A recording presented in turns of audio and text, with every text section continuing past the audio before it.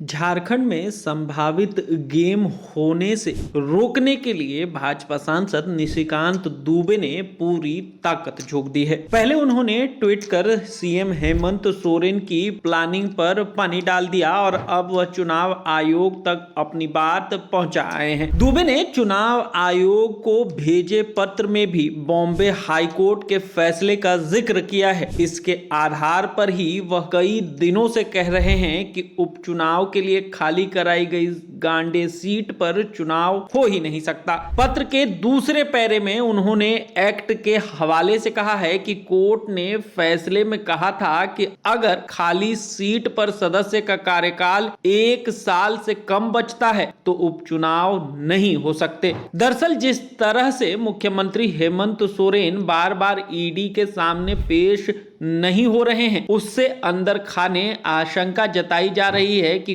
कोई सख्त कार्रवाई की जा सकती है। जैसे दिल्ली में आम आदमी पार्टी को सीएम अरविंद केजरीवाल की गिरफ्तारी का डर सता रहा है, वैसे ही बातें रांची में भी हो रही हैं। इस बीच एक विधायक का इस्तीफा हुआ तो कहा जाने लगा कि सोरेन ने पत्नी को सीएम बनाने की पटकथा तैयार कर ली है। भाजपा सांसद निशिकांत दुबे तुरंत एक्टिव हुए और मुंबई हाईकोर्ट का यह फैसला ढूंढ लाए, जिसके आधार पर उन्होंने उपचुनाव की संभावना पर ही ब्रेक लगा दिया। अब भारत के मुख्य चुनाव आयुक्त राजीव कुमार को भेजे पत्र के प्रति शेयर करते हुए डॉक्टर निशिकांत दुबे ने लिखा है कि मुख्यमंत्री हेमंत सोरेन जी के इस्तीफा देने के बाद उनकी पत्नी कल्पना जी या पिता आदरणीय शिबू सोरेन जी या खुद हेमंत सोरेन जी उपचुनाव के लिए खाली कराई गई सीट गांडे से विधायक नहीं बन सकते, क्योंकि मुंबई हाईकोर्ट के काटोल विधानसभा उपचुनाव के निर्णय के अनुसार